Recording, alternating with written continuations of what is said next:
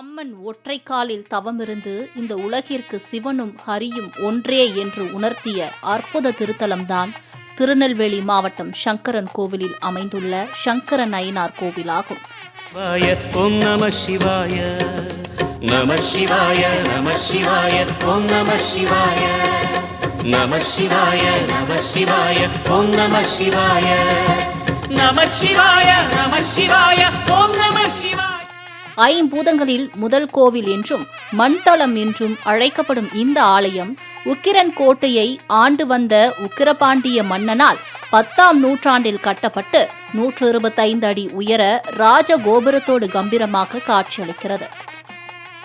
சங்கன், பதுமன் என்ற நாக அரசர்கள் மட்டுமின்றி இறைவனின் முழு வடிவத்தை உலக மக்கள் உணர வேண்டும் என அம்மன் சிவனை நோக்கி ஊசி முனையில் ஒற்றைக்காலில் தவமிருக்க சிவபெருமானும் விஷ்ணுவும் ஒரு சேர இணைந்து சங்கர நாராயணராக காட்சியளித்து சைவ வைணவ மக்களிடையே சமத்துவத்தை ஏற்படுத்திய ஆலயம்தான் இந்த அருள்மிகு சங்கர நாராயண சுவாமி திருக்கோவில் ஆகும். இந்த நிகழ்வுகளை நினைவூட்டும் விதத்தில் இங்கு ஆண்டுதோறும் ஆடி மாதம் 11 நாட்கள் நடத்தப்படும் ஆடித்தபசு திருவிழாவின் போது அன்னை கோமதி அம்பாள் தினந்தோறும் ஒவ்வொரு அலங்காரங்களிலும் தவமிருக்கும் நிகழ்ச்சியும் 11ஆம் நாளன்று தவமிருக்கும் அன்னைக்கு சிவபெருமானும் விஷ்ணுவும் இணைந்து சங்கர நாராயணராக காட்சி தரும் நிகழ்ச்சியும் லட்சக்கணக்கான பக்தர்கள் முன் நடந்தேறுகிறது.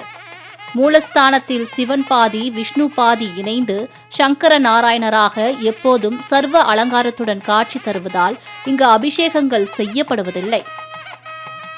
இந்நிலையில் கோமதி அன்னையின் 4 கரங்களில் பாசம் அங்குசம் வைத்து மேல் 2 கைகளும் மற்றும் கரும்பு வில்லும் ஏந்தி கண்களுக்கு தெரியாமல் அரூபமாக காட்சி தருவதாகவும் அந்த தோற்றத்தினை தவ வலிமை பெற்ற யோகிகளால் மட்டுமே காண முடியும் என்றும் கூறப்படுகிறது.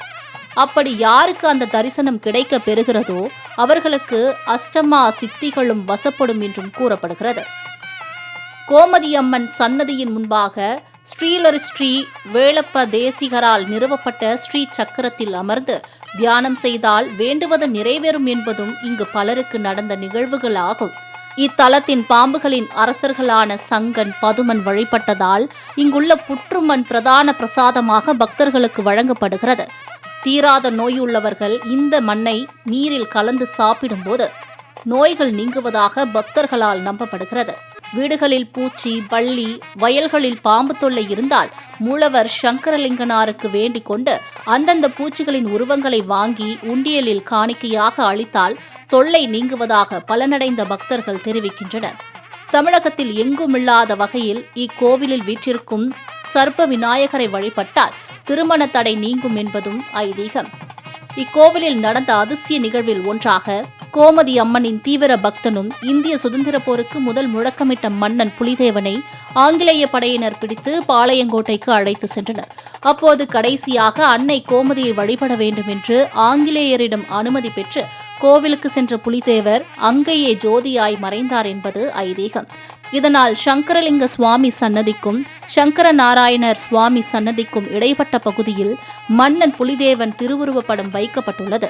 இக்கோவிலின் இன்னொரு சிறப்பமாய் ஆண்டுதோறும் மார்ச் மாதம் 21, 22, 23 ஆகிய நாட்களிலும் ஜூன் மாதம் 21, 22, 23 ஆகிய 6 நாட்கள் சூரிய பகவான் சங்கரலிங்க சுவாமி வழிபடுவது கண்கொள்ளா காட்சியாக நடைபெறுகிறது. மார்கழி மாதத்தின் போது பெருமாள் கோவில்களில் நடைபெறும் வைகுண்ட ஏகாதசி சொர்க்கவாசல் திறப்பு நிகழ்ச்சி சிறப்புக்குரிய ஒன்றாக போற்றி புகழப்படுகிறது.